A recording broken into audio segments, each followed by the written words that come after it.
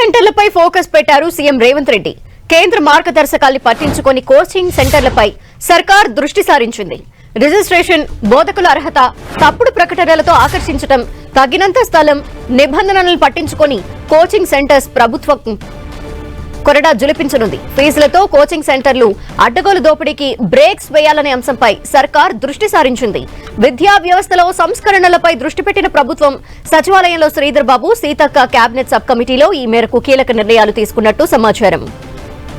మరిన్ని డీటెయిల్స్ మా ప్రతినిధి కొండల్ అడిగి తెలుసుకుందాం. కొండల్, రాష్ట్రంలో కోచింగ్ సెంటర్ల దోపిడీ అంతా ఇంత కాదు. ఎందుకంటే మనం చూస్తున్నాం, వేలాది కోచింగ్ సెంటర్లు, గల్లీ గల్లీకి కోచింగ్ సెంటర్లు, ఇంటర్, అదేవిధంగా ఇన్సెట్ కోచింగ్లు అంటూ అనేక పేర్లతోనే కోచింగ్ సెంటర్లు ఏర్పడతాయి. ఆ సెంటర్లో దోపిడీ, ఫీజుల పేరుతో భారీగా దోపిడీ చేస్తున్నాయి. అయితే ఇప్పుడు దీనిపైన ప్రభుత్వం సీరియస్గా దృష్టి పెట్టింది. ప్రస్తుతం సబ్ కమిటీ భేటీ కొనసాగుతుంది. మంత్రి శ్రీధర్ బాబు, సీతక్క నేతృత్వంలోని కేబినెట్ సబ్ కమిటీ సమావేశం జరుగుతుంది. దీంట్లో కీలక నిర్ణయాలు తీసుకునేందుకు ప్రభుత్వం సిద్ధమవుతుంది. ఎందుకంటే కేంద్ర మార్గదర్శకాలను ఎక్కడ కూడా ఏ ఒక్క కోచింగ్ సెంటర్ కూడా అమలు చేస్తలేదు, ఫాలో అవుతున్న పరిస్థితులు. ఎందుకంటే కోచింగ్ సెంటర్లో ఒక కోల్ ఫామ్లో ఉన్న కోళ్ళ మాదిరి విద్యార్థులందరినీ కుక్కుతున్న పరిస్థితి ఉంది.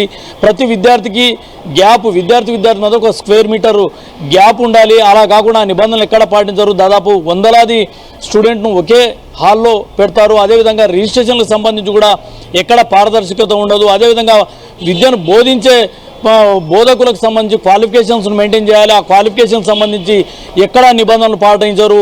ఇక స్థలానికి సంబంధించి కూడా ఒక గోడౌన్లో కూర్చోబెట్టిన పరిస్థితి విద్యార్థులకు చెప్తున్న పరిస్థితి ఉంటుంది. ఇవన్నీ కూడా కేంద్ర మార్గదర్శకాలు అన్నది ప్రతి కోచింగ్ సెంటర్ కూడా ఫాలో కావాల్సి ఉంటుంది. కాకపోతే ఆ మార్గదర్శకాలు ఎక్కడ కూడా రాష్ట్రంలో ఉన్న కోచింగ్ సెంటర్లు ఫాలో అవుతలేవు. అడ్డగోలుగా దీనికి తోడు అడ్డగోలు ఫీజులతో దోపిడీ చేస్తున్న పరిస్థితి ఉంది. నిరుద్యోగులు ఎన్నో ఆశలతోని, అదేవిధంగా విద్యార్థులు ఎన్నో భవిష్యత్తుకు సంబంధించి ఎన్నో ఆశలతోని కోచింగ్ సెంటర్లకు వస్తుంటారు.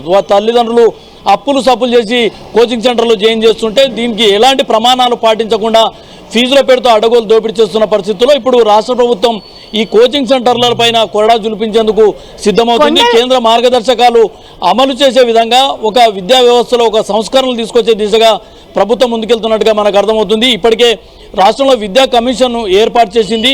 ఈ విద్యా కమిషన్తో విద్యా వ్యవస్థలో కోచింగ్ సెంటర్ల నుంచి పాఠశాలలు, కాలేజీల వరకు విద్యా వ్యవస్థలో పూర్తి సంస్కరణలు తీసుకొచ్చే దిశగా ప్రభుత్వం ముందుకెళ్తున్న పరిస్థితి కనిపిస్తుంది.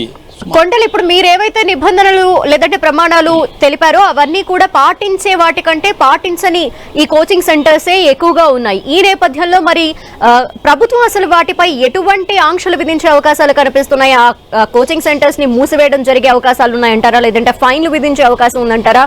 ఏ విధమైన నిబంధనలు ఉండబోతున్నాయి?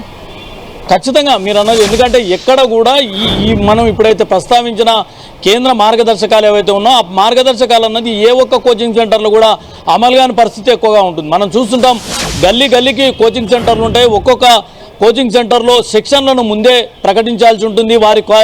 వారి విద్యా బోధకులకు సంబంధించిన క్వాలిఫికేషన్ ప్రకటించాల్సి ఉంటుంది. వెబ్సైట్లో వివరాలు పెట్టాల్సి ఉంటుంది. ప్రతి ఏడాది అకౌంట్స్కు సంబంధించి కూడా సంబంధిత శాఖకు వాళ్ళు సబ్మిట్ చేయాల్సి ఉంటుంది.